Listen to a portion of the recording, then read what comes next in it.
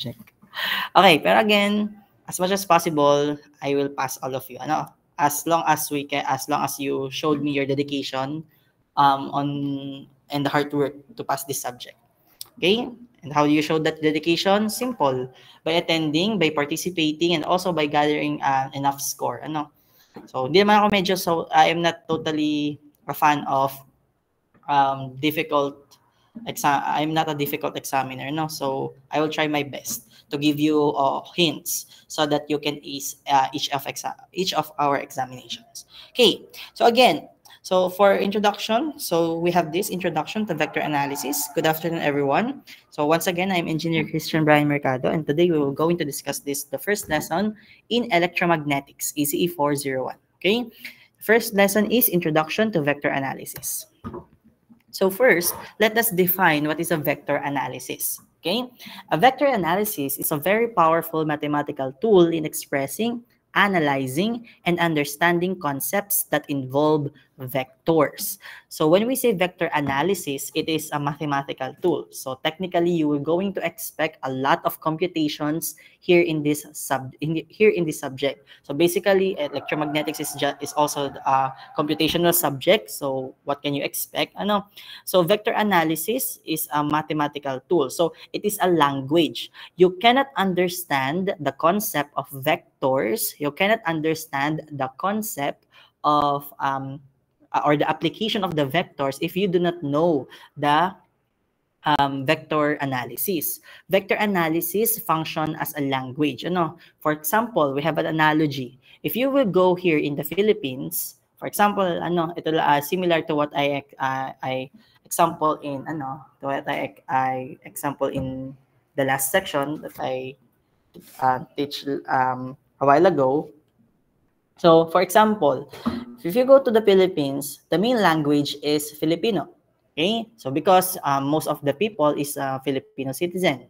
So if you cannot, for example, if you do not know the language of a Philippine, then therefore you will be having a difficulty to understand every people in the country, because again, the main language is Filipino.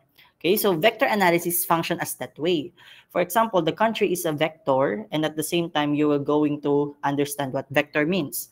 So you didn't expect yourself to understand what is a vector, which is I will going to discuss later on, if you do not know the vector analysis. So it functions as a language and as an approach, okay, so that we can fully appreciate the applications or the concepts of vectors. Okay, so why do we need to study? Why it is a must to study a vector analysis?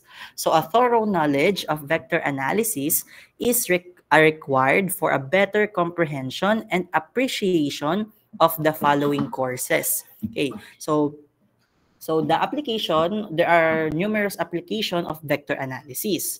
So what are those applications? For example, we have electromagnetic theory, fluid dynamics, and nuclear engineering. So these three are three of the numerous applications of vector analysis. So as you can see, it is very crucial for you to understand because, for example, in electromagnetic theory, in fluid dynamics, and in nuclear engineering, those are very powerful aspects that we can apply in our daily life. For example, in nuclear engineering, we have the nuclear factories, the the behavior of the fluids, okay, the specific theories that we have, okay, so that you can have, so that for you to better understand it, you need to know the vector analysis. Okay, so as you can see, there are numerous applications here of vector analysis. So now, I am frequently mentioning the term vector. So let us define what is a vector.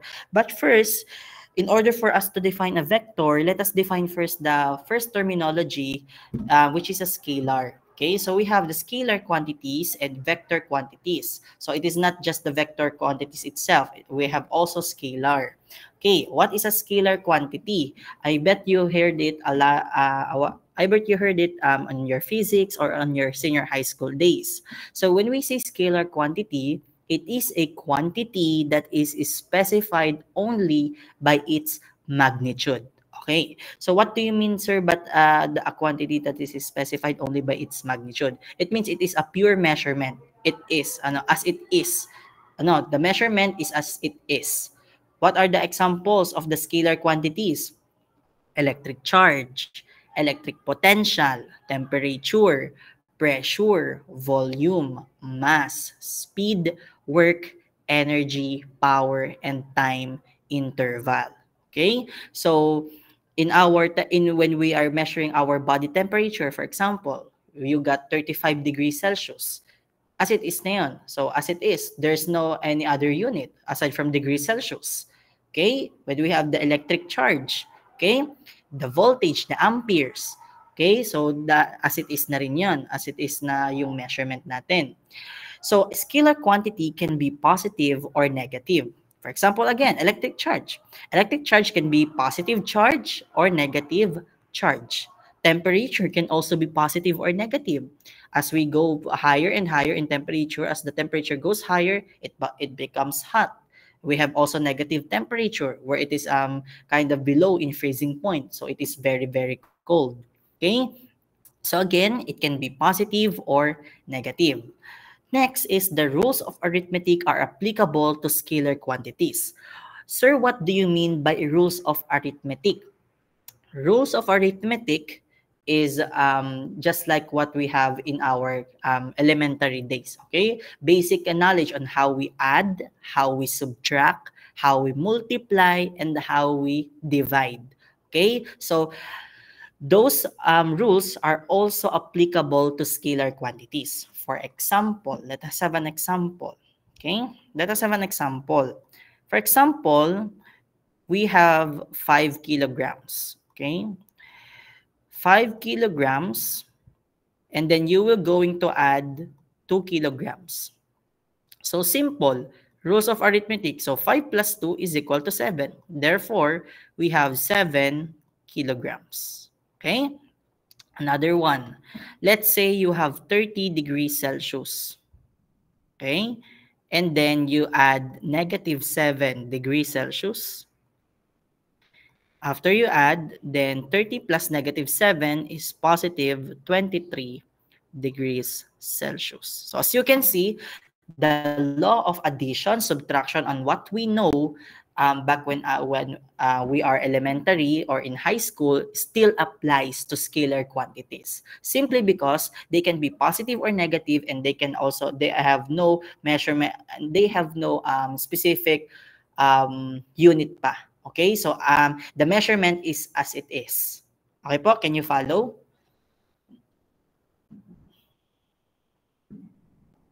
Yes, sir. Okay, how about the others? Yes po, sir. Okay. So may tanong dito, questions, clarifications regarding scalar quantities. Questions or clarifications regarding scalars? Wala? None? Wala naman po. Okay, sige. Pwede kayo mag-Tagalog, I will just going to, I am just using an English medium, but for others that are comfortable in answering in Tagalog, then you're not restricted naman. Okay? So let's now try the second one. So now, wala na. Diniscuss ko kasi ito eh. I already discussed it I already discussed it earlier in 09. I know in 08. So, wala na. Ligay ko nga muna. Wait lang. Keep natin. Nawawala na. The element of surprise is gone. Okay. Let's try. So when we say vector quantity, a vector quantity is a quantity that has both magnitude and direction. So right now, you're looking for the difference between we are now talking about the vector quantities.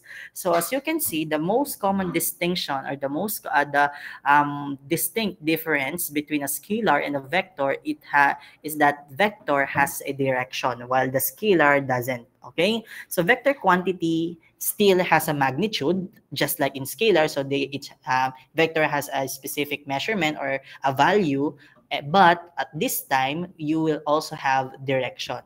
That is what the scalar quantity doesn't have, okay?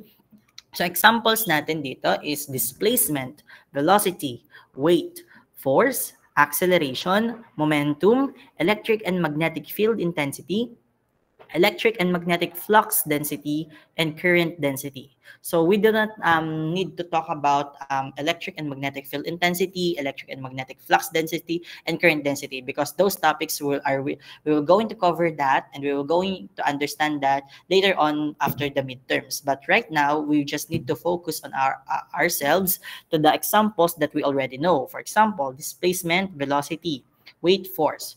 So for example, the movement of a typhoon in here in the Philippines, okay, whenever we are listening to the weather broadcast or on the news. For example, the typhoon or yung bagyo is, it tends to move 20 kilometers per hour northwest. Okay, it indicates direction. So that is what we have. That is an example of a velocity. So velocity is a speed but with direction. For example, another one, force. Force is something that is measured in Newton. For example, 5 newtons upward. Okay, what do you mean by 5 newtons upward? For example, you were going to lift, you are going to lift a box. Okay, so if you're going to lift a box, then you will need a force to apply to that box in order for the box to be lifted. So you are going to exert force, and the force is measured in Newton. For example, you exert 5 Newton. So how do you exert 5 Newton? Did you know any lifting that goes downward? No, the lifting always goes upward. So that's also a direction. So as long that a measurement has a direction, it can be classified as vector quantity. Okay, can you follow? Dito, sa part na to. Yes po. Okay. How about the others? Okay. So again, as you can see, the vector quantities didn't have any indication that scalar quantity, that rules of arithmetic can all be applied. So in fact, the rules of arithmetic cannot be applied here in vector quantities, simply because vector quantities has direction, and the direction present here in these quantities complicates everything, so that you cannot simply add or divide or subtract these measurements, because then again it has direction. So it has an own method on how will going to add, how we will going to minus this type of quantities, unlike in scalar we can operate this in a normal way, on the way that we already know. Okay, so if you do not have any questions or clarifications regarding vector quantities, then we can proceed to the next one. So sir, my question now here is, how do I represent a vector? So there are many ways on representing a vector. So the first way of representing a vector is by putting an arrow on the top of the letter. So as you can see here, we have the three vectors: vector A, vector B, and vector E. This can be considered as vector because they have arrow on the top. Okay, so it is very useful to use an arrow on the top, since when you are going to answer any quizzes or any written, when you are writing, okay, when you are writing a vector, it is much easier to represent the vectors by putting arrow on top, because the second way of representing a vector is kinda challenging if you will going to follow it when you will going to write it. Okay, so when you're writing, because the second way of representing a vector is simply printed in bold. So as you can see, you cannot write, or it is very much challenge. It is a challenge for you to distinguish what is vector and what is not, if you will going to if you are writing and then you will going to bold the letter. Okay, so it is much better if you will going to write your solution, and you will going to represent vector, just put the arrow at the top. Okay, but in this case, for the written exam, for the digital copy of, just like in this PowerPoint in your examinations. So you will often see the vectors that is printed in bold, because it is much easier for me. It is much easier for me to print in bold rather than I will put an arrow at the top of the letter. But it's still it means the same thing. Okay, so as you can see in the future exams, in your future materials, most of the time you will see just bold. Okay, and you must know that if the letter is bold, then it is a vector. Okay, but if you will going to write a solution and you will going to represent it in terms of your hands, then I suggest and I highly recommend that you will going to use arrow to represent the vector, because again it is much difficult to distinguish if you're going to write it in bold. Okay, so nagigets po ba yon? Can you follow, guys? Yes po. Okay. Para isa lang naimik how about the others? Bahala. Yes po, Bahala. sir. Sige, bahala po. kayo, guys. Yung mga boses na yan, tinatandaan ko yan. Little while, a while ago, nagpa-raise ako ng hand dun sa mga tumataas ng kamay at the end of my class. I require students that participated in the lesson to raise their hands so that I can familiarize with their name, because if you're going to be consistent in answering in our discussion, maybe there's an additional points in long quizzes, and best of all in midterm kayo rin. Okay, so next, vector representation.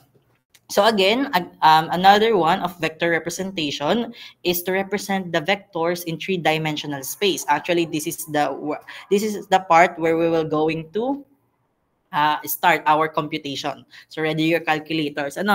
So vector quantities in three-dimensional. So as you can see, I just printed here in bold the letter A. Okay, the letter A here is printed in bold, indicates that it is a vector. But as you can see, it is equal to a sub x plus a sub y plus a sub z. So the capital letters A and their subs x, y, and z, so therefore they are called vector components. So as you can see, they are not in bold because they are not the vector. They are just the components of the vector. Okay, again, they are not printed in bold because they are not the vector itself. They are just the components of the vector. Okay, meanwhile, you can see the a small letter ax, a sub y, and a sub z. They are what we call the unit vector. So this time, this is the vectors itself. Okay, the vectors itself is the a sub x, a sub y, and a sub z. So that is what we called unit vectors. Okay, so what is a unit vector? A unit vector is a vector having a magnitude of unity used to specify direction. From the word itself, unity. Sir, what do you mean by unity? So here, we are used to plot in a Cartesian plane. In a typical Cartesian plane, we have x and y axis. Diba? So here in electromagnetics, we will going to see often in a three-dimensional or 3D Cartesian plane. So how do we draw a 3D Cartesian plane? So here is your axis. So it is no longer x and y axis, guys. Okay, so it is a three-dimensional axis na. So you have your x here, your y axis here, and your z axis here. So that is the 3D Cartesian plane. Okay. So what do you mean, sir, by the unit vector? So it is very impractical for us to really measure from the origin up until the length of the whole x-axis, the whole y-axis, and the whole z-axis. Okay? So for example, if you're going to find the measurement between the origin up until the x-axis, it is very much impractical. Okay? For example, if the value of your x-axis is 275, 300, then you will going to have a countless time in order for you to really measure the axis. Okay, if it is that large. Same applies to the z-axis and the y-axis. So that is why we have a unit vector. What do you mean, sir, by the unit vector? The unit vector is just the representation of the unity. Okay, of the unity. What do you mean, sir, by the unity? Unity means 1. Okay, it is approximately equal to 1. So when we say unity, you will just going to sample a specific measurement from each axis in order for you to really know. Okay, and then after you have the sample, you can just multiply it. For example, if you sample the x-axis by 1, then if that measurement is 275, then multiply 1 by 275. Okay, so in that case, you will not need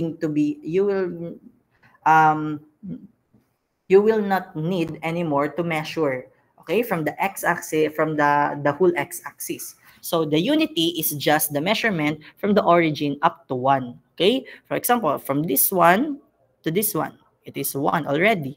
From this one to this one, it is 1 already. From this one to this one, it is 1 already. So that is unity.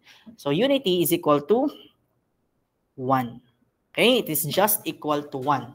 Because again, we just need to have a sample in order for us to really know the measurement. Okay, parang nagsasample lang. Okay, sampling lang tayo. But aside from that, it is also used to specify direction. This is one of the most important highlight of the unit vector, because unit vector also we are going to use unit vector to specify direction. So whenever we are the problem is asking for direction, you will going to find the unit vector. So unit vectors can be represented oftenly by I, J, and K. So we're using it and instead of a sub x, a sub y, and a sub z. Okay, so if there are times that you will going to encounter I, J, K, know that they are just the unit vectors. Okay, they are just the unit vectors. A sub and the I, J, K can be represented instead of ax, ay, and az. Okay, can you follow what is the meaning of the unit vector and how do we represent the vector quantities in three-dimensional space? Yes po. Yes, sir. Yes po. Yes po, Okay. sir. So again, the unit vector itself, the unit vector itself tells us the direction. So sir, what do you mean by the vector components and the unit vector? Yes, I know that a sub x, a sub y, and a sub z are vector components, but what do you mean by the vector components? For example, if I will going to change this a sub x into 6, it means that we have a 6 coordinates in x-axis. If I were going to have as 8 right here, you will going to have 8 units from the y-axis. So therefore, this ax, ay, a sub z, they are the axis. They are the axis. Okay, so they are the axis of the Cartesian plane that we draw. And this vector components tells us how many units. Okay, so that is the function, or that is how you will interpret vector quantities in 3D. Okay, but later on in our examples, you will going to have an idea further. So let's try next. So now, let us talk about the magnitude and direction of the vector. So again, given, for example, a vector A, again, I use bold letter to represent that it is a vector. So again, a sub x, and so on. So we have to compute for the magnitude. The magnitude is the absolute value. So when we say magnitude, it's the actual measurement. So it will going to have a definite value. Okay, you will going to arrive in a numerical form, in a numerical answer. And how do we get the magnitude or the absolute value? We just need to have the square root of the quadratic sum of each component. Okay, so for short, you will going to have the square root of the sum of the a sub x squared plus a sub y squared plus a sub z squared. Okay, that is what we have in order for us to get the magnitude. Sir, how about the unit vector? The unit vector, the way we can compute the unit vector is just to divide the given vector by the unit vector, by the magnitude. Okay, so again, for your clarification, you cannot you cannot solve for the unit vector if you didn't solve first the magnitude. Because as you can see in the formula, the absolute value of A is needed because that will be your denominator. Okay, so later on I will going to teach you on how we will going to divide. But it is just important to know that this one, and this one are all vector components. Okay, vector components. Okay, so do you have any questions and clarifications regarding the formula? Wala po. Wala po. Wala po. Yan naman, gusto ko sumasagot. Diba? Sasagot lang, magkaka-plus na. Tandaan nyo, sa hirap ng mga exams natin, magkakaroon ng silbi yan, magkakaroon ng sense yung mga plus points na yan. So, magnitude itself is this, yung absolute value. So, ano yung direction? What is the direction itself? Direction is a unit vector. So, again, as we go back on the previous slide, the unit vector is used to specify direction. So, therefore, the unit vector tells us the direction. That is why you have besides magnitude, you have direction. So again, the definition of vector having both magnitude and direction. Diba? So it is connected to each other. Now, example. Ito na. Let us try to sharpen your mind. Find the absolute value of the vector A is equal to 2ax minus 4ay plus 5a sub z. Express its direction as a unit vector. Guys, in our problem solving, concepts, terminologies, they are covered in short quizzes. But for the long quizzes, we are going to have our computationals. Okay, so you will expect that in long quizzes, there are no terms, there are no identification, etc. It is just a pure computation. While the concept part and the term part, terminologies, you can find it on our modules. So rest assured that in the future modules that I will going to give you also, it will be useful because yung mga long quiz, our short quizzes will be coming from the modules that I will give you, just like what you will going to take tomorrow. And at the same time, yun ding homework. The homework or the problem sets will be coming from also the modules that I sent you. So it is not just one time that you will going to have the module. So we have that for chapter 1, chapter 2, chapter 3, and so on. Okay, but rest assured that it will be useful to you because our short quizzes and homeworks and some long quizzes, I will just going to change the given, will be found on those modules. Okay, so yeah. So find the absolute value of a vector. So again, we are going to have our first computation. So again, in your computation, once again, you will going to, there is a plus point. Remember this, guys. There is a plus point for every given and find format. Okay, so you will just going to have or to write given. What is given? Given is, wait.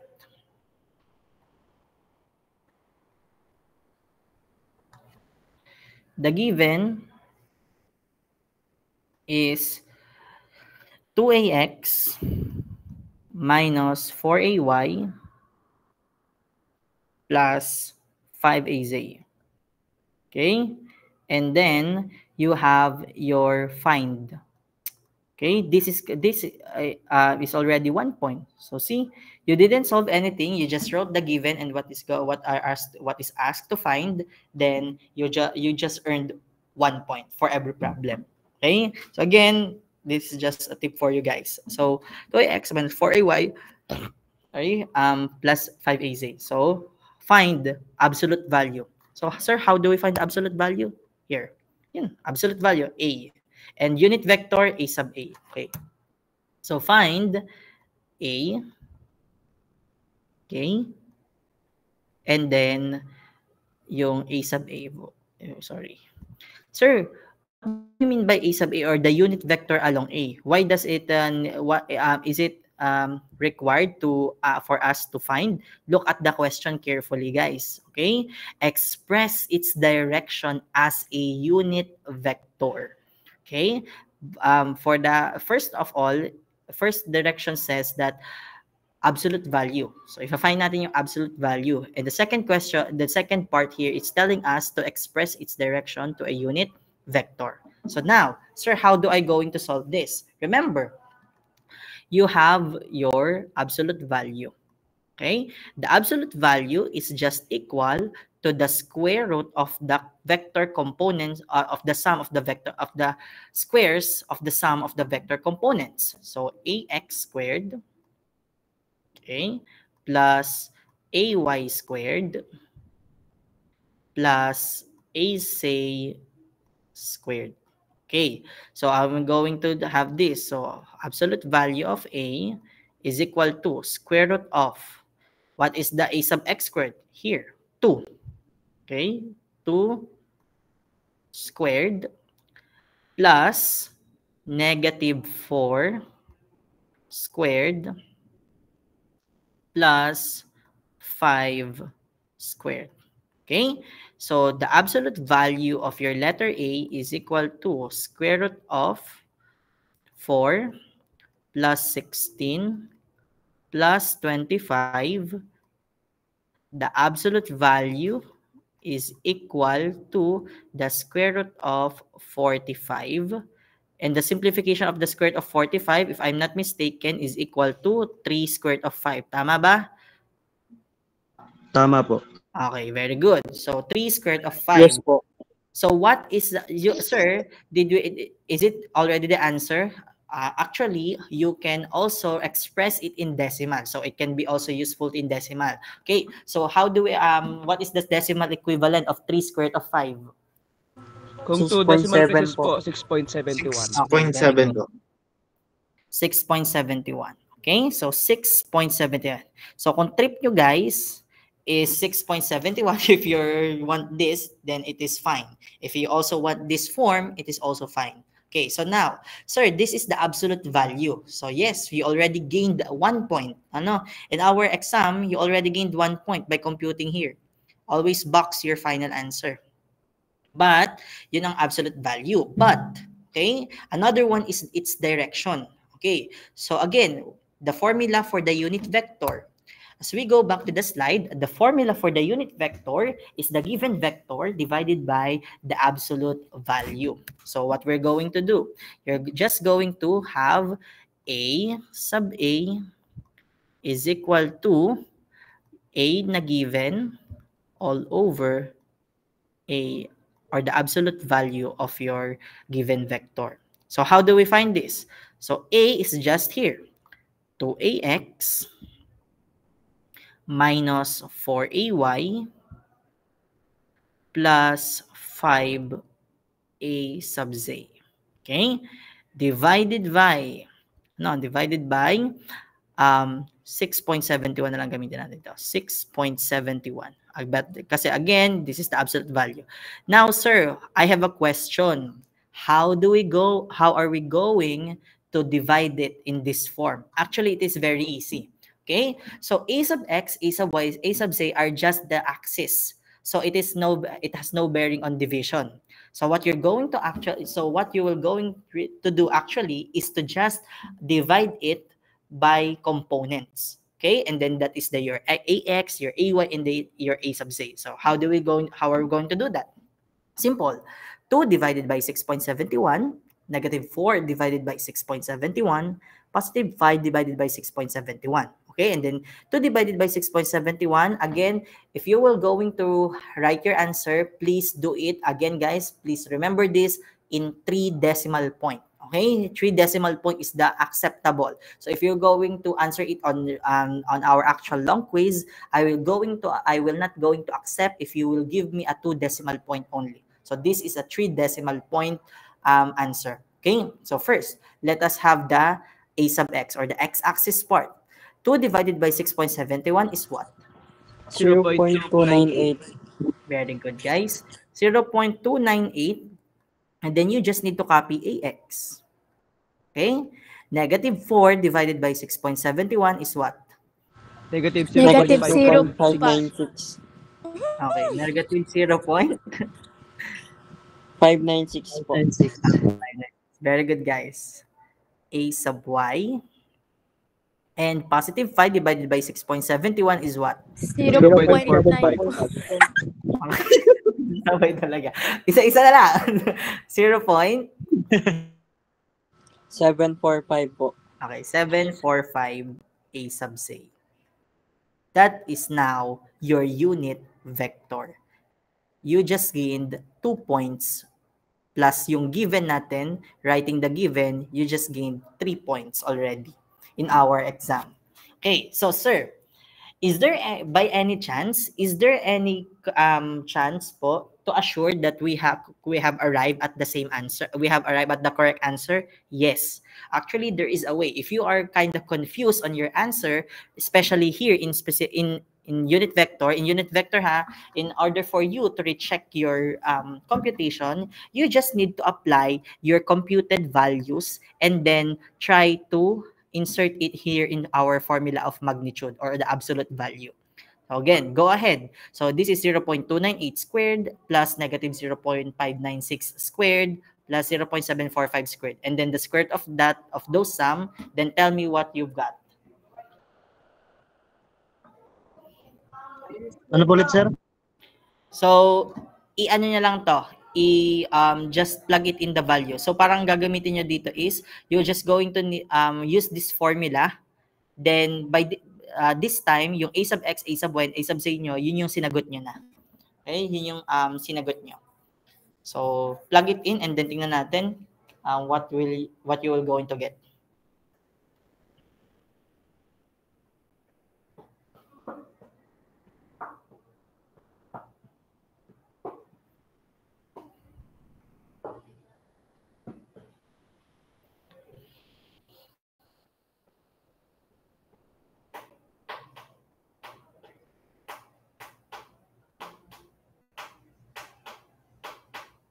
Okay, nasagutan na. What answer na ang na-arrive nyo? What answer you got? Ano yung answer? Hello? Share ulit nga po kung ano nga pong gagawin. So, ito, di ba, ito yung formula. Okay? So, hindi mo na mag-feel mo na. Di ba, ito yung formula, guys. Ito, yung formula ng absolute value. Iko-connect nyo lang siya dito sa part na to. This time, yung a sub x nyo, ito, yung component nyo. Ito yung component nyo, ito yung a sub z component nyo. Ganun lang. Sir, round off po. Sige, kahit hindi decimal lang. What answer you nakuha? 0.99. 0.99999, right? Tama? Okay. So, if you will going to use this formula, and then you will go, wait lang, nasan ba pointer ko? Yun pala. So, if you're going to use the formula, and then you will arrive here, you will just arrive here. So, you will notice that it is approximately equal to 1. Okay? So, whether it is 1.0001, 0.9999, it tells you that your answer is right. Because then, again, unit vector, it is our unit vector. If you will go back to the slide of the unit vector itself, it is a unity. So it means that it approaches into 1, or it has a measurement equal to 1.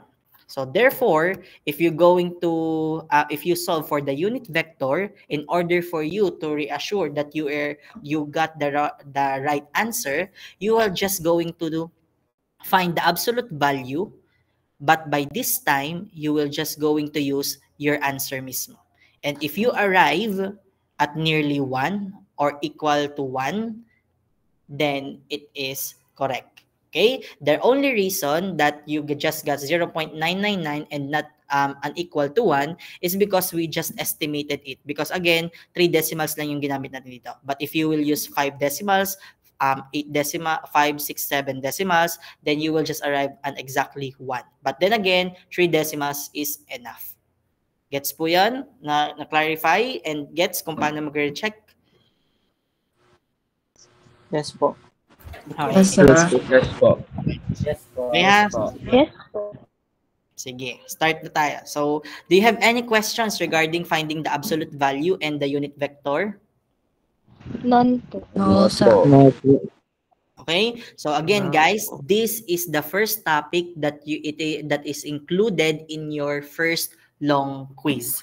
So next week, so we will going to have our face-to-face tomorrow, but next week you will going to take your first long quiz. And this is the first topic na kasama sa long quiz niyo. So in our next meeting, aside from tomorrow, you're going to take 2 exams, 10 to 10:30. You will going to take short quiz number 2, and 10:30 to 12 p.m. you will going to take long quiz number 1. And the coverage of long quiz number 1 will be this is the beginning of the long quiz number 1. Okay? So samantalahin niyo na guys ha. A pro tip, use this advantage in EMAGS to really raise your scores. Because after the midterm, trust me, it will be a bloody discussion. So ace the exams that have an easier topic first. So that even you failed or even you have low scores at the end, lalo na sa mga long quizzes natin, you will na hindi siya mahahatak pababa. Okay? So mangyayari kasi niyan dito guys is, again, allowed naman, magtatagal na ako kasi So, ang mangyayari kasi natin dito kasi guys is, bibigyan ko kayo ng tip. In computation of grades, ace nyo na yung kaya nyo i-ace na exam. Okay? Ace the exam first. And by acing the exam, yung mga ganitong type ng mga exam, i-ace nyo na yan. Kasi, kapag katas na midterm guys, vector calculus na tayo. Diba? May derivative na yun. May integral na yun. Tapos meron pa tayong we have also charge density, flux density, magnetic field intensity, na kahit ako minsan nako-confuse pa akong ituro. 'Di ba? Kahit ako minsan sometimes I also feel confused. Minsan na pagtuturo, so aaralin ko pa ulit siya. 'Di ba? So kinakailangan i-ace yun na yung mga part na to. Kasi pagdating ng midterm, when it comes to midterm to finals, bloody na siya. Siguro magiging normal na sa akin ipapasa niyo score wala pang kalahati every exam. And if hindi niyo sineryoso tong part na to, dun kayo patay. Kasi maniningil yung last part. Hahatakin talaga kayo ng long quizzes pababa. Remember, long quiz, the accumulated score for long quiz is larger than your midterm. That is a big impact on your grade, guys. Okay, para wala sana, I hate kasi na magkaroon pa ng consultation, sir, pasan nyo na kami, mga ganun. So, wag naman sana dumating sa ganung point. So again, I'm giving you tip and I'm giving you hint already kung paano kayo papasa sa subject na to. Okay? So, samantalin nyo na habang the topic is easy. Okay? Let's start. So, we have the vector properties. Equality of vectors, same magnitude and direction. So, meron tayong 2 properties of vector. The equality of vector, which means you have the same magnitude. When you say have the same magnitude, again, same magnitude means that you have the same measurement. So as you can see, the arrow is at the same length, okay? And also same in direction. They are pointing the same direction. When we say negative of a vector is the same in magnitude. As you can see, the arrow is still in the same length, but they are pointing at opposite direction. So that is what we have. That is what negative of a vector means. Okay? So, do you have any questions regarding vector properties? Wala po. Wala po. Sige, guys. Wala po. Okay, sige. Malaking impact kasi ng IMAG sa G1 nyo eh. So, tingnan natin kung kaya kong hatakin kayo. So, next natin, vector addition. So, vector addition is considered, for example, on how do we add 2 vectors? Consider the 2 vectors A and B. Okay, so you have A and your B. So again, nag-iba lang yung components. The components is just the different, but it's still the same. Bx, by, b sub z. But the vector, the unit vector itself, a sub x, a sub y, and a sub z is consistent as you can see. Okay, so when you say resultant vector, you have the sum of 2 or more vectors. So it is just when you're going to add 2 or more vectors, the sum of those vectors is what we call the resultant vector. Pictorially, we can represent the 2 vectors. For example, you will have vector A. Okay? You will have vector A. Let's say this is your vector A. And at the same time, you will have vector B. Here is your vector B. Then how you will going to add these two vectors? The first way is to draw the resultant vector to form triangles itself. Ano? So example, you will just draw this arrowhead right here, then connect it to the next. So this is your resultant vector. Okay, let's say we have resultant, no, A plus B lang siya. So this is your resultant vector, A plus B.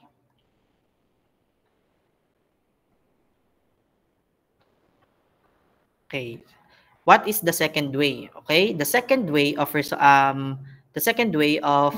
representing the vector pictorially, the addition of the vectors. For example, you have vector A again. Let us take the same example. Okay, and then we have the vector B. So this is the parallelogram method. The parallelogram method states that you just need to trace the broken line right here. Okay, and the broken line again dito. Okay, and then find the diagonal of the parallelogram. As you can see, it forms as a nearly parallelogram shape. So you just need to find the diagonal. So again, the diagonal of the parallelogram is here and there.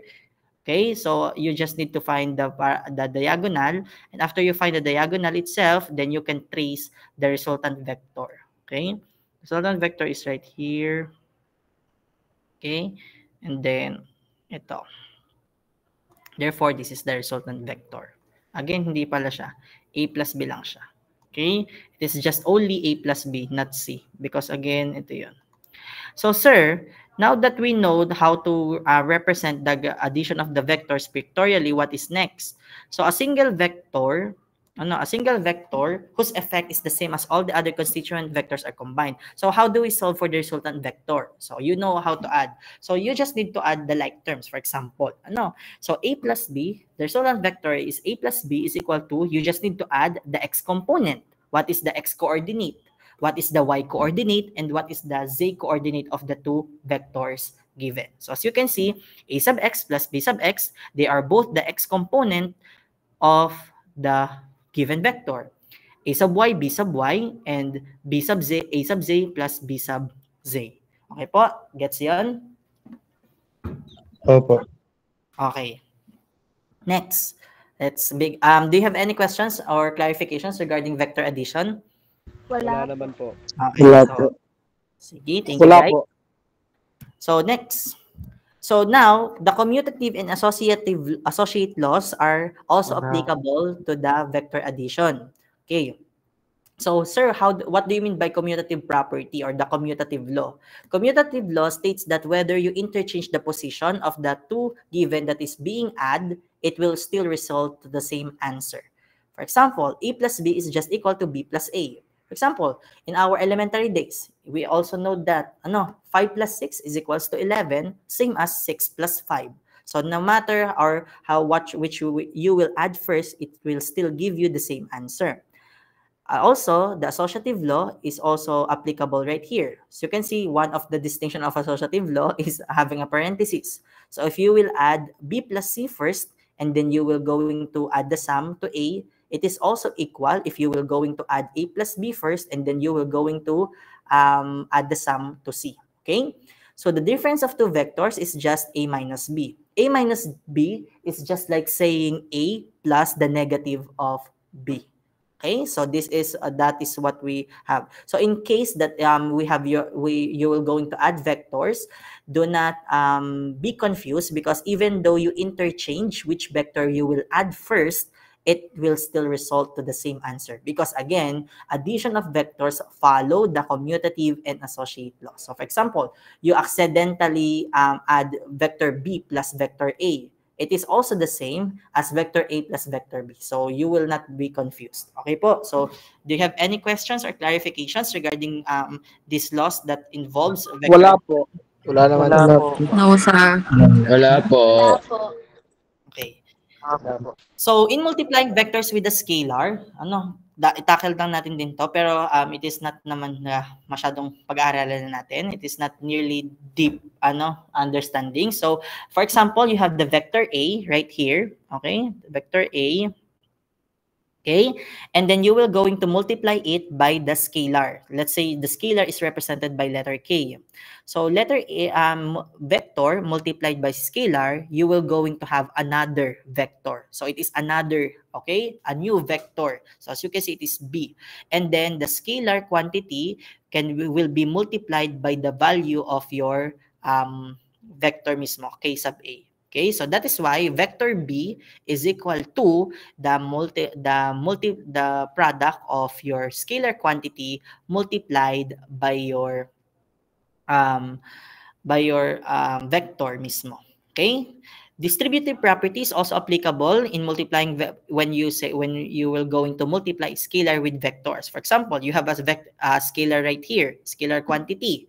Then you will going to multiply vector A and vector B. So you can just distribute it. So scalar quantity times yung scalar quantity nyo times the vector quantity plus yung scalar quantity multiplied by the vector quantity ulit. Okay? So, nothing much naman dyan. So, proceed tayo sa next. Okay. So, now, we have the position and displacement of a vector. So, this is the last part because the next two is example na and then we're good to go. Okay. So, the position and displacement of a vector. Sir, what do you mean by the position? The position of a vector is the directed distance from the origin to a given point. Okay. So, you will going to have this. Example, this is the origin, 0, and then you will have a specific point. Let's say your specific point is A. So the distance between the origin to a specific point is what the position vector is all about. Okay, that is the distance between the origin and the specific point. Now, when we say distance vector, you already are in a position and then you will going to find the distance between another position. So this is point B. Okay, so point A to point B, therefore, this is the distance that will cover from a specific point to another point. You will go, we will call those distance vector. Nakuha po yun? Do you get the difference between the position and the distance vector? Yes, sir. Okay, thank you guys. So, what do you mean, sir, or how do I find, sir, the position vector? So, you will going to find the position vector by RP, R sub P, is equal to X, A sub X, plus Y, A sub Y, plus Z, A sub Z. And then for the distance vector, you will just going to minus the 2 points. Okay, so guys, it is very important to note that the point 1 and the point 2 right in the distance vector really matters. Why? Because you will going to subtract the second point, for example, the second point x component minus the first point x component. Okay, same for the y and the z. But then again, so this is the formula. But then again, you will going to really understand it if we have an example na. Okay, so now we will going to have 2 examples, but these 2 examples will give us siguro up until 440 siguro. Ano? So example, the points P and Q are located at -1, 4, 0, and 2, -3, and +5. Calculate, number 1, the position vectors at P and Q. Number 2, the distance from P to Q. Number 3, the distance between P and Q. And number 4, a vector parallel to PQ with a magnitude of 10. So this is a perfect example on how you will encounter some questions when we have our quiz. Okay, specifically long quiz. In long quiz, you will going to find yourself answering some specific question, but in that question, may given natin. So you will have 4 questions, one problem with 4 to 5 questions already. Okay, so even though I didn't write the given and what is asked, remember that it has a points. Okay, so now let us solve this problem. The points P and Q are located at -1, 4, 0, and 2, -3, 5, 2, -3, and 5. As you can see, these are the 3-dimensional coordinates, X, Y, and Z. calculate the positions vector P and Q. So for example, you are going to have your point P. This is your point P, okay? And then you will going to have your point Q. This is your point Q, okay? So point P and then you will have point Q. So sir, anong gagawin namin dito? What we're going to do? You will just need to find the position vector. Again, by looking at the definition, the position vector is the distance from the origin. So therefore, you must have the origin. Okay? So how do you place the origin? Anywhere. For example, right here. Okay? Just to have a pictorial representation. This is your origin. Let's call this RP. Again. So now, you are going to find the distance from the origin up to the point P, and you will going to find the distance from the origin up to the point Q. Okay, that's it. Yung point P to point Q. Okay, so now that you know what you're going to find or what is asked, compute natin. Okay, for number 1. Okay, for number 1, the position vectors. Again, what is the formula for the position vectors? RP is equal to x a sub x plus y a sub y plus z a sub z. Simple as that. So again, the position vectors at P. P muna tayo. Let us solve for P first. R, then yung P. Okay, again, this is x a sub x plus y a sub y plus z a sub z. Sir, what I'm going to do? You just need to substitute. Remember, this is your point P to point P, and this is point Q.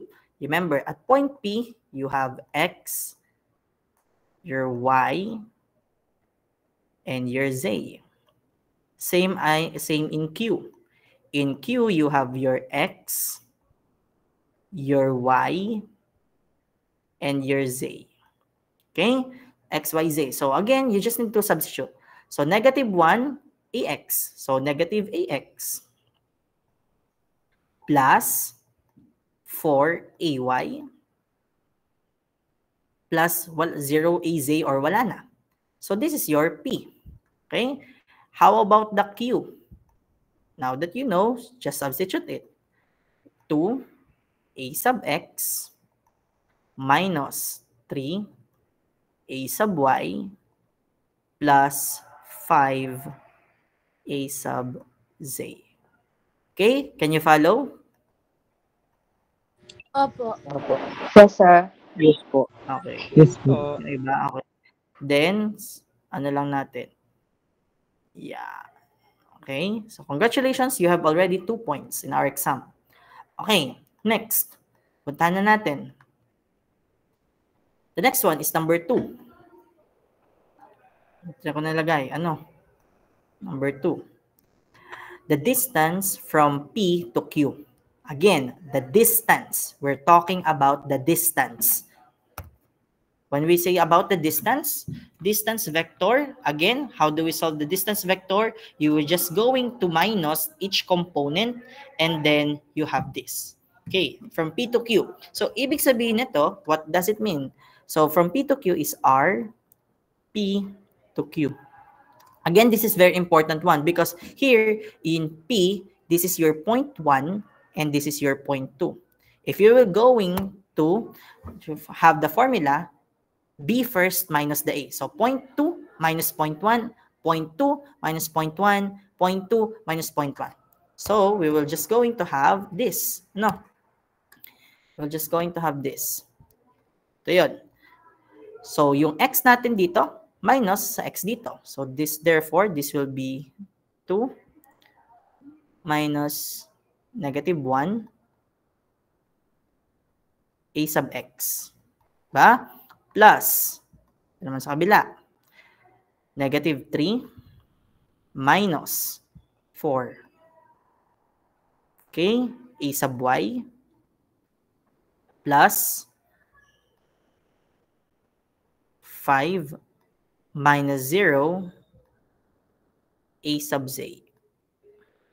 So therefore, 2 minus negative 1 is positive 3ax. Negative 3 minus 4 is negative 7ay. 5 minus 0 is positive 5a subs a. Therefore, it is the distance. Okay? It is the distance between from P to Q. Nasundan yon? Opo. Yes po. Yes po. Okay. Okay. So, thank you guys. So, next naman natin is for number 3. Sir, what is the difference between what is asked in number 3 and in number 2? Because they pertains to the same distance, yet therefore, they are the same. They have separate questions. As you can see, the word here is between P and Q, and the word in 2 is distance from P to Q. The distance between P and Q, from P to Q, is this. Ito yung na-solve natin. This is what we solve for. Okay? Pero in number 3, this, we mean the absolute value. Okay? Ibig sabihin nito, what does it mean? The distance between P and Q means that we have a numerical measurement. Okay? We have a numerical measurement. We must have not just only the direction, but also the magnitude itself. Then, if you're going to recall the magnitude, we can have the magnitude by what? The magnitude is absolute value of RPQ. Diba? The absolute value of RPQ is equal to what? Dito na pala, no? RPQ is equal to, the RPQ is equal to the square root of, again, yung a sub x mo, which is 3 squared, plus negative 7 squared, plus 5 squared. Saan ko to kinuha? Where do I get this? Dito sa part na to. Because I already solved the distance from P to Q earlier. And now, I will just going to have its numerical measurement. Okay? The magnitude itself. How long was it really is. Okay? So, the absolute value of R, PQ, is just going to have to be 3 squared is 9 plus 49 plus 25. What is the answer, guys?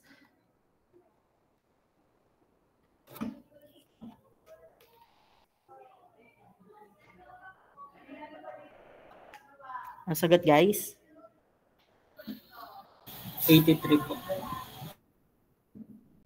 83? Square root. 9.11. 9.11. 1.1 or square root of 83. Okay. So this is now your answer. The distance between P and Q. Okay?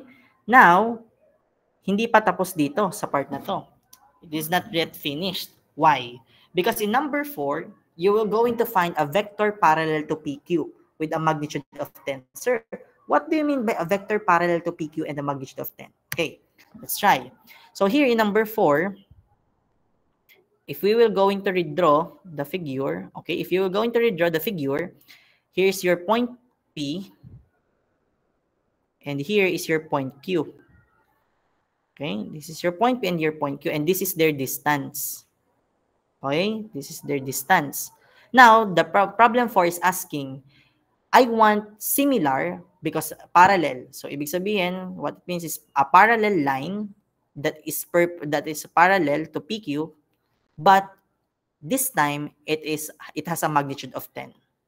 Okay, so it has a magnitude, whether it is times 10 or it is measured just 10. Okay, as long as it is 10. Okay, with the magnitude, as long as it is measured by 10. Okay, whatever it is. So, in order for you to find this, so the problem is asking A10. Why do you mean, sir, by A10? Again, by the definition of the unit vector kanina, you cannot simply, measure whole axis. You just need to sample an axis, okay, which is equal to 1, and then multiply it whenever or whatever you like. So this case is just the same. So right here, you don't need to have the actual measure. You just need to have the unit vector of P to Q. And then after that, you just need to multiply it by 10.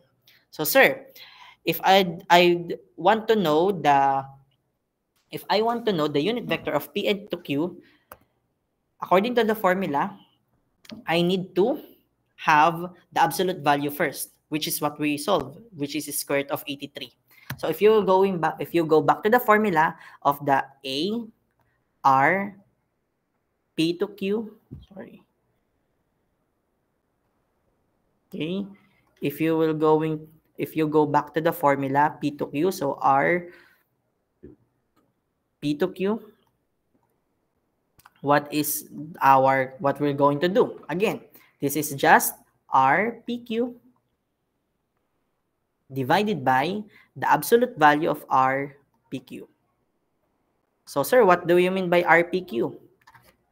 Natin, let's see. The RPQ is right here. 3AX minus 7AY plus 5AZ. As you can see, they are connected to each other. So, again, 3AX minus 7AY plus 5A sub A. And then you will going to divide it by what you have, which is the square root of 83. Then you will just going to 3 divided by square root of 83, negative 7 divided by square root of 83, and positive 5 divided by square root of 83. Okay? So now, you will have a RPQ, which is equal to what? Ano guys yon? 3 divided by square root of 83 is? 0.329. Okay, 0.329 AX. How about AY?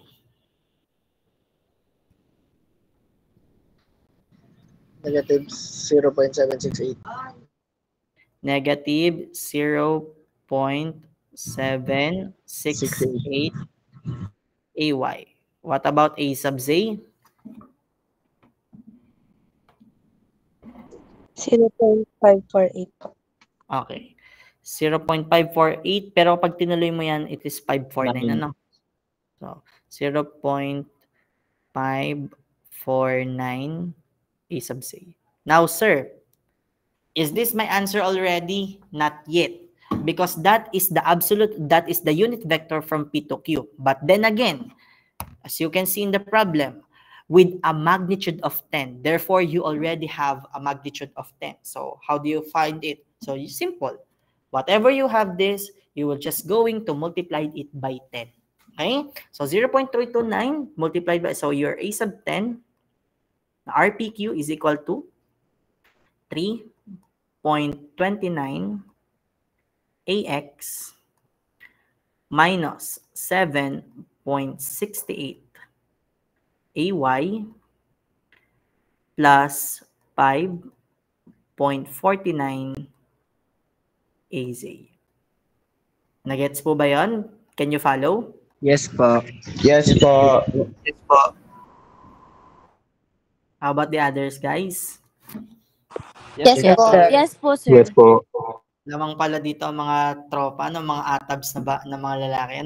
Mas madaming, feel ko, mas active ang boys kaysa sa girls. Okay, guys. Ay, Hindi ano po. po? Let's go!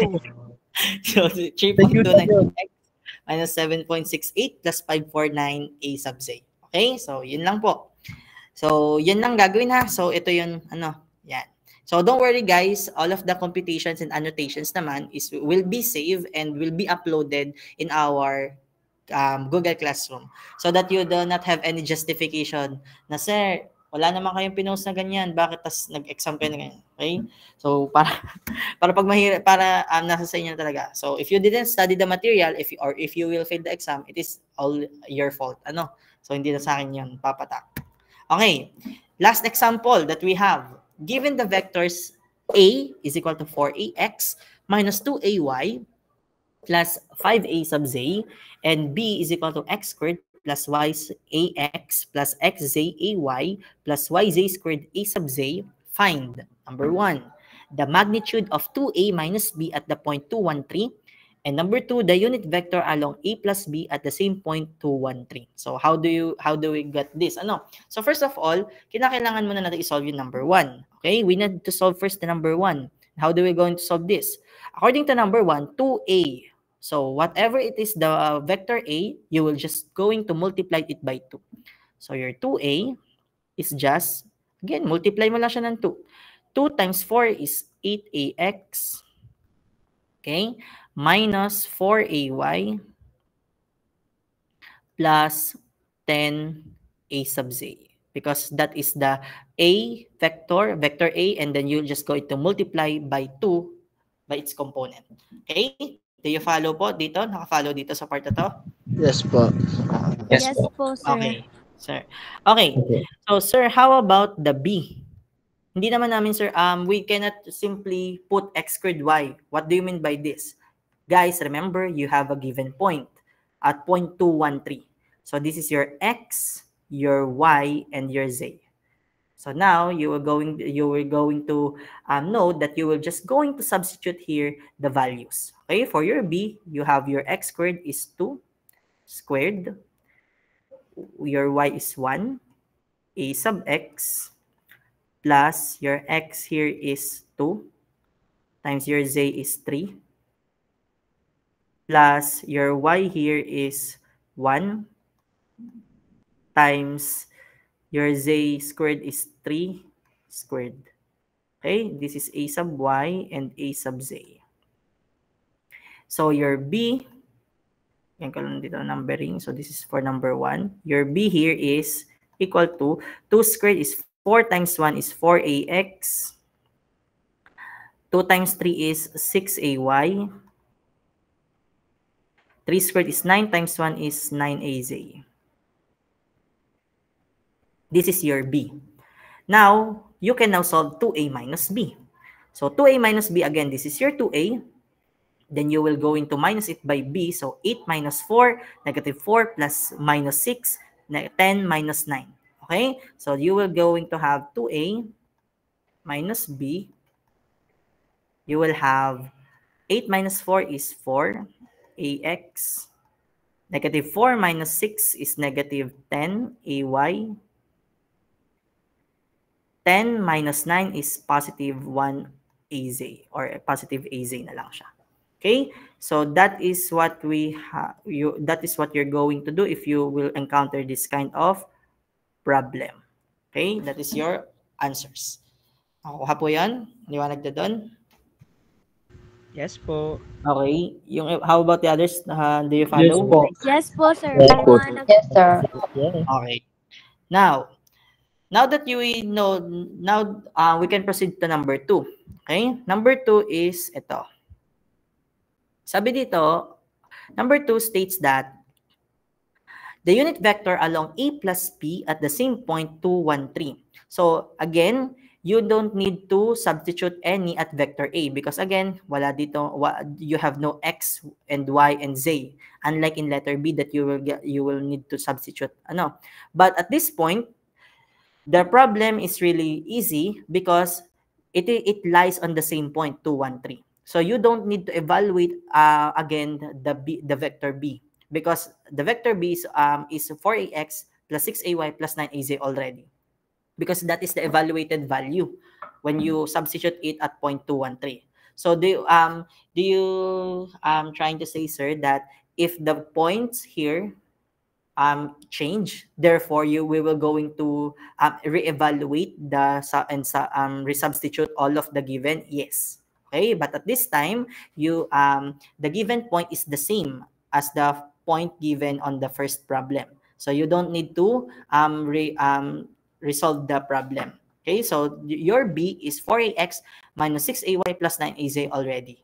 And then you will going to add this by a plus b, by a, which is the vector A is this. Okay, guys, this is a vector A, not this one, because this one is multiplied by 2 already.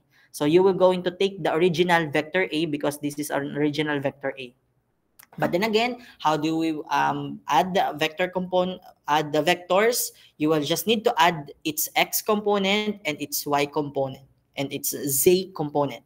So if A plus B, 4 plus 4, so we have, so A plus B, you will going to have 8ax, okay? Negative 2 plus 6 is positive 4ay, okay? And positive 5 plus 9 is positive 14a sub z. Therefore, this is now your final answer. Okay? So, nakuha yon? Nagets yon? Part na yon? Yes po, sir. Okay. How about the others? Nakakuha po yan? Yes po. Okay. Yes po. Okay. So, sige.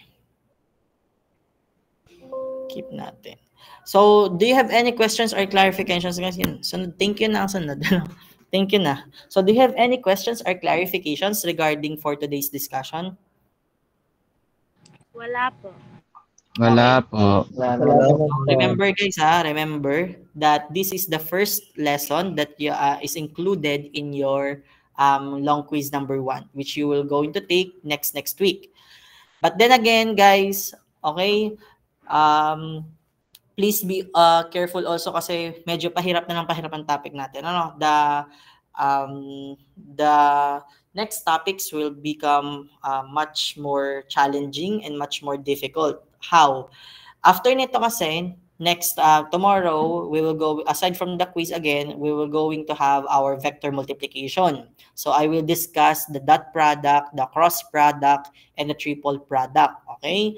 After I discuss it to you, our next online meeting will be what? The coordinated systems. Okay? And trust me guys, it is where the EMAGS part really sinks in. Yun yung pinaka nagme-mess sa student simula sa coordinated system. Once we study the coordinated system, it is a lot of confusing topics. And coordinated system is also included in your long quiz number 1. So your long quiz typically can last siguro ng mga 40 points or 50 points, 30 to 40 points siguro, or 40 to 50 points. So, basta in that range. So, ang coverage naman nun is for your long quiz 1 is ito. Again, this is the first topic. And then, the coordinated system. Tapos yung i-discuss ko na, the next discussion na tomorrow, which is vector multiplication. So, kinakailangan aralin niyo siya, guys. So, although there are some calculator techniques na easy, pero again, calculator is nearly forbidden dito sa dito sa part na to. Need nyo pa rin kasi, although there are some shortcuts in calculator, you still need to present a solution. Okay? So, hindi pwede na need nyo lang na makuha yung final answer. Need nyo rin i-present yung solution. So, again, the short quizzes are the terms and the topics, okay? Yung mga terminologies and concepts, doon papasok. In our short quiz, it includes the terms, the concepts. But again, in our long quiz, it is a pure computation. Okay? Then binigyan ko na kayo ng tip. I already gave you some tip like writing the given and what is asked because again, i-consider natin siya as a point. So if ever that I give you some problems and it is 5 points, I already allotted 1 point in just simply writing the given and what is asked. May ibang prof nga, di na sinasabi, basta na lang ina-add nila eh. Diba? So ako sinasabi ko na because para ma-aware kayo so that you are aware na meron na magawa nyo in our exam. Okay? So again, our schedule of the schedule of our examination